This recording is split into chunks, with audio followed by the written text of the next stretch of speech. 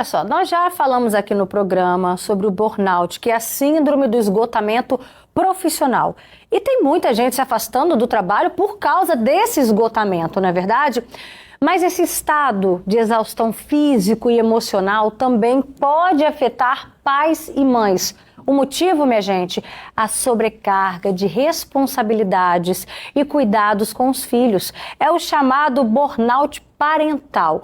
Os casos são mais comuns entre mães que precisam se dividir entre o trabalho, as tarefas de casa e também aquela carga maior de cuidado com os filhos. E aí essa mulher passa a se sentir o quê? Incapaz.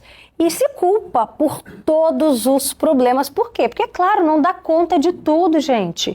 Então, bora repercutir esse assunto? Principalmente, a tornar a rotina com os filhos menos pesada, não é verdade? Pra gente não adoecer mesmo. Vem cá, vamos bater um papo com ela, psicóloga Elza Leite. Obrigada, Elza, pela sua participação, viu?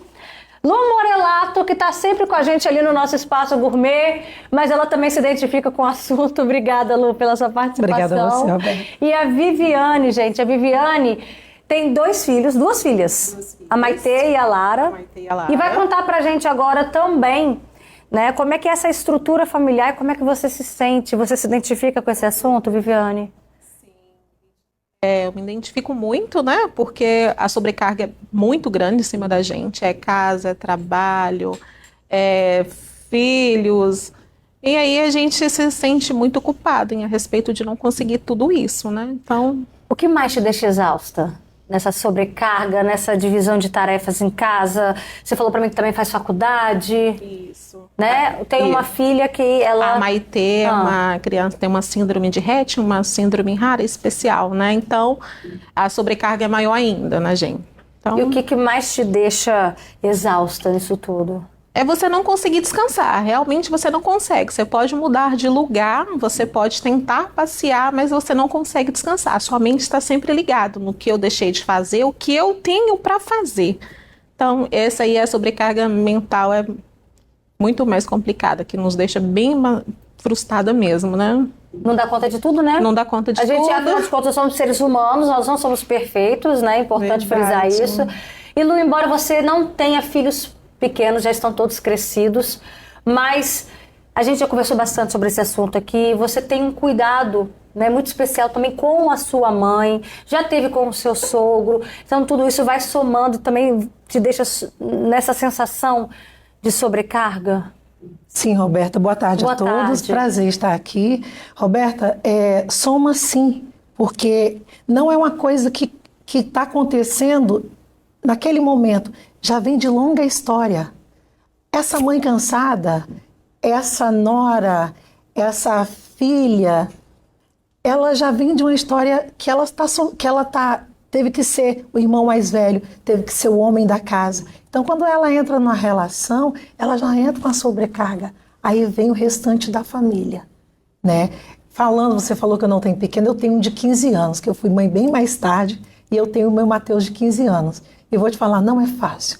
Não é fácil porque há um esgotamento de todas as partes. E o que mais machuca é quando você se sente sozinho. Por quê? Família é tudo. Se a família te apoia, show. Mas quando você se sente sozinho, porque você espera, não é compaixão, nem pena, mas a compreensão de cada um, da sua mãe, do seu pai, do marido, do filho que já é adulto, porque você também já vem de uma longa história, né? Uma hora não adianta, né, Elza? Se a gente tenta abraçar todas as funções com filho, com pai, com mãe, com marido, com trabalho, com faculdade, e sozinha ainda, se não tiver aquela rede de apoio estruturada, uma hora a gente explode, né? É uma sensação de cansaço extremo, não só mental, mas também físico. São muitos papéis, a gente hoje não consegue ser só mãe. Antigamente era menos difícil, não era mais fácil. Era menos difícil porque a mulher se dedicava só ao lar, só a casa, os filhos. Hoje a gente tem que trabalhar fora, estudar, cuidar dos filhos, cuidar da casa, ser esposa. Então são muitos papéis e o acumular dessas funções traz muito desgaste para a gente. A gente tem que ter muito cuidado porque a gente precisa aprender a delegar, a gente precisa entender que o feito é melhor do que o perfeito já ajuda bastante. Pedir ajuda, contar com uma rede de apoio, transferir, dividir as responsabilidades, já traz um alívio. Mas não é fácil, é cansativo e adoece a gente do ponto de vista físico e do ponto de vista emocional. Então, quando a gente tem uma mãe muito esgotada, a qualidade da maternidade dessa mãe também fica comprometida, porque se ela, por exemplo, passa por um processo depressivo, ela vai estimular muito pouco aquela criança na fala, no desenvolvimento, no andar, na parte escolar. Então, cuidar das mães, da saúde materna, tanto psicológica quanto física, é indispensável para que a gente tenha filhos saudáveis também. Eu aprendi até uma frase quando a Maitê era bebezinha, que dizia: mãe feliz, bebê feliz, né? A gente tinha que estar bem, a gente tinha que dormir, tinha que se alimentar, embora a gente não conseguisse, né? A gente não consegue, mas que não é só para a fase do neném de colo, né? A gente precisa carregar essa frase para a vida mesmo. A gente tem que entender que não existe mãe perfeita. A mãe perfeita não tem filhos. Nós não somos mulheres maravilha. A gente tem que ter muito cuidado. A sociedade cobra demais que filho é da mãe, tudo é da mãe. Calma. Às vezes a gente precisa de pausa, às vezes a gente precisa de ajuda. A maternidade faz um processo de anulação muito grande da mulher, do corpo dela, do tempo dela, da profissão dela, do espaço dela. E a gente tem que lutar para não perder a nossa identidade, porque antes de você ser mulher, você é uma pessoa. Antes de você ser mãe, esposa, você já era uma pessoa. E se você deixar, o casamento te anula, o mercado de trabalho te anula, os seus filhos te anulam. Aí uma coisa que é para ser prazerosa, a família acaba sendo um peso. E a gente vai vendo os processos de conflito, de adoecimento dentro da família acontecendo. Por quê? Porque só uma pessoa está responsável por tudo. Quando a gente tem essas mulheres extremamente cansadas, guerreiras, é porque tem alguém ali que está fazendo pouco. Ou nada. E aí na mãe fica tudo, sabe? Nas filhas mulheres, na mãe. Então a gente tem que ter muito cuidado porque a sociedade é muito cruel. E a gente também se cobra muito, né? Porque a gente quer dar uma resposta para a sociedade, a gente quer dizer que a gente tenta dar conta e aí a gente se cobra e a gente se frustra. Você também já teve esse sentimento de frustração, não conseguir? Já, várias vezes. Várias vezes porque você quer fazer sempre o melhor. Você quer dar sempre o seu melhor. Então, às vezes a gente acaba perdendo um pouquinho da nossa essência para ajudar as outras pessoas e acaba a gente mesmo nos prejudicando.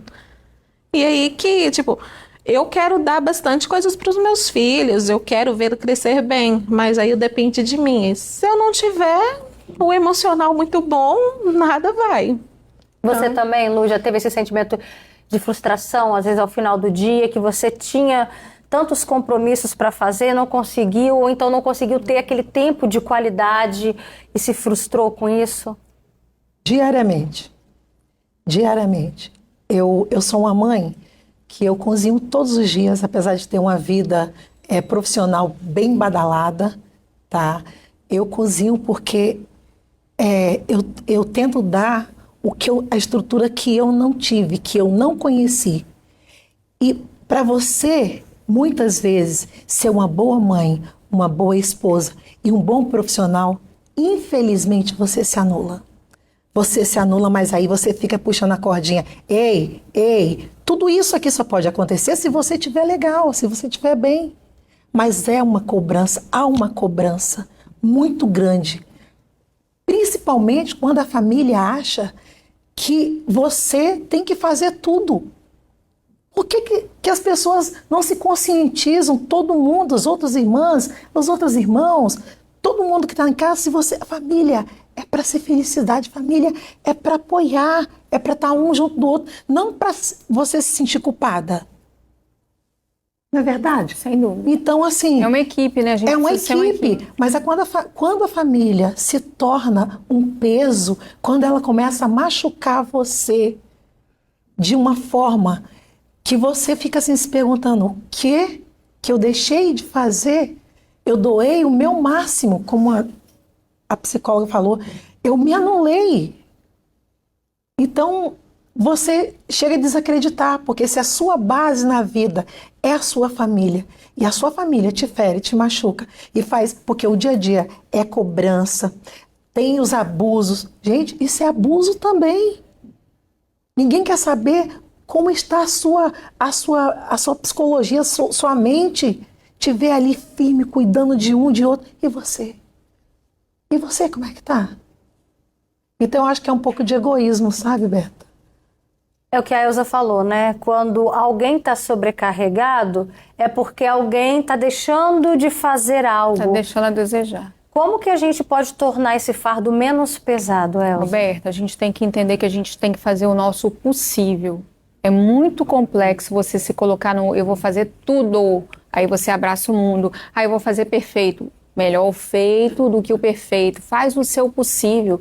Se hoje você deu conta de fazer X, ok, amanhã você faz o Y.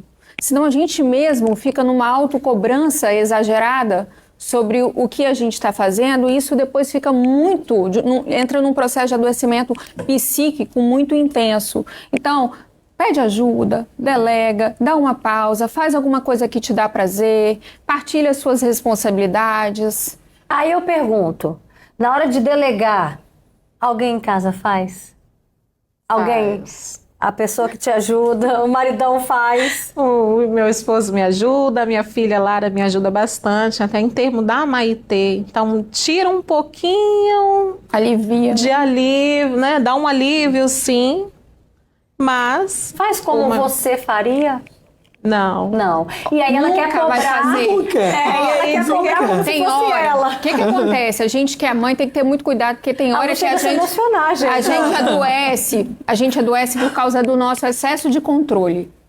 Olha, ninguém nesse mundo, o pai, a avó, ninguém, a babá, ninguém vai fazer igual a mãe faz. Mas se fizer alguma coisa, já é parte de um processo muito importante. Então, cuidado para não controlar e trazer tudo para você, porque depois como é que você vai fazer? Então, assim, uma mãe que está adoecida vai adoecer seus filhos. Uma esposa que está adoecida vai adoecer a família inteira. Então, não é só por você, é por todo mundo que te cerca. Se você pediu ajuda, dá o banho na criança. Não fica controlando a temperatura, a roupinha que vai botar, o jeito que bota a fralda, o jeito que seca a bunda do menino. Tem que ter cuidado, porque senão daqui a pouco ninguém... E assim, você começa a criticar tanto quem está te ajudando que ninguém depois quer te ajudar. Então, E cada um tem o seu jeito também de fazer, O outro vai né? fazer de acordo com o que é possível para ele. Então, se a gente pede ajuda, a gente tem que tem que controlar o nosso controle. Porque senão a coisa vai ficando... Aí o outro que vai te ajudar fica frustrado também. Ele se sente assim, sem incentivo para fazer. Viviane, você cobra também essa ajuda do jeito que a Elza está falando? Que seja feita exatamente como você espera que aconteça? Ultimamente eu cobrava mais. Só que eu vi que se eu ficar cobrando, eu vou me estressar mais ainda. Então eu falei assim, tô delegando, você vai fazer o que você quiser. Se eu for cobrar em cima daquilo que eu pedi e não foi feito, a frustração vai ser maior, porque fala assim, poxa, eu ensinei desse jeito, por que tá fazendo desse jeito? Então, vamos deixar... Vai dar conflito, né, vai família? dar conflito, então você vai querer mandar ou ordenar fazer aquilo, então é meio complicado, né? A rede de apoio lá de casa, minha mãe, meu padrasto, meu esposo, os meninos... Então, a gente vai deixando, vamos deixar um pouquinho, senão a gente acaba... A gente tem que ter cuidado né? com as nossas expectativas também, né? Porque às vezes a gente espera o bom senso do outro, a gente espera que o outro vai fazer tal coisa, só que o outro não tem bola de cristal. O óbvio, gente, precisa ser dito. As pessoas não têm como adivinhar a sua necessidade. Então tem hora que a gente tem que abrir a boca e falar, olha, pelo amor de Deus, eu tô cansada. Repete essa frase, o óbvio. O óbvio precisa ser dito. As pessoas não têm bola de cristal para adivinhar o que você quer, o que você precisa, porque o outro às vezes não dá conta, ele não foi estruturado psicologicamente para isso, ele não é obrigado, ele não vai adivinhar. Então fale, pede ajuda. Gente, eu tô ficando doida aqui, esse menino não para de chorar, eu tô cansada, eu vou fugir de casa, eu vou bonar com todo mundo. Quando vier em minha casa, não dá pitaco, pega uma vassoura, varre o chão, me ajuda, dá banho, tira essa criança de perto de mim, deixa eu dormir, deixa eu sentar no vaso em paz, tomar um banho, lavar meu cabelo, porque eu tô ficando doida nessa casa. Pede ajuda, gente. Lu, você consegue delegar? Ai, ela fala tudo. Nossa, ela me representa. Doutora, você me representa. A Lu vai sair daqui outra pessoa. Gente do Ela céu. já se Que emocionou, terapia que não fala. Né? Que nada. Eu mudei muito, porque antes, quando eu delegava uma função, eu tenho aquela mania de, se você trabalha comigo há tantos anos, se você sabe como que eu gosto, se você sabe que eu faço assim, que eu ajo assim, por que você não faz igual? Por que você não tenta me agradar sabendo que é assim? Me surpreenda fazendo aquilo que eu te ensinei. Porque quando você educa um filho para que ele tenha os princípios que você acredita. É mentira? Mas a gente tem que ter cuidado com as nossas exigências. Eu sei. Você acha que eu não tento me controlar? Você não tem noção tanto que eu tento me controlar. Passa meu telefone pra Lu. Tem que dar um jeito dessa mulher. Já mudei muito, mas olha, muitas das vezes, mesmo que esteja, você fala assim pro marido, pro funcionário, pro filho, eu quero que você faça assim. Se ele não fez, é o que ele está conseguindo doar. É o máximo que ele está podendo dar. E a gente tem que agradecer. Tem que agradecer e entender. O negócio é entender. Quando você é ligado no 220. Família, quanto mais a gente trabalhar em equipe, melhor. Então, se o outro fizer alguma coisa, não é ajuda, é participação, tá? Pai e mãe têm as mesmas obrigações. Eu não gosto muito de trabalhar com a palavra obrigação, eu gosto de trabalhar com a palavra responsabilidade. Todo mundo dentro do lar tem a sua responsabilidade, inclusive as crianças. Tirou o brinquedo do lugar, tem que guardar. Então, quanto mais autonomia, quanto mais delegar, quanto mais orientação, quanto mais trabalho em equipe, menos cansaço. Ou Você seja, consegue quando as fazer isso coisas até mesmo são... com as crianças? Quando é dividido, Você Sim. consegue, Vivi, fazer isso com as crianças, delegar até mesmo com a criança? Você tem a Maitê e a Lara de quantos anos? A Lara tem 15. E a Maitê de 5. E o Miguel de 12. Então, são tem um 3 Miguel nessa crianças. história. Você consegue delegar até mesmo Sim. para eles? Cada um lá de casa tem a sua responsabilidade. Cada um tem os seus deveres, né? Tem que fazer. Todo dia, não importa a hora.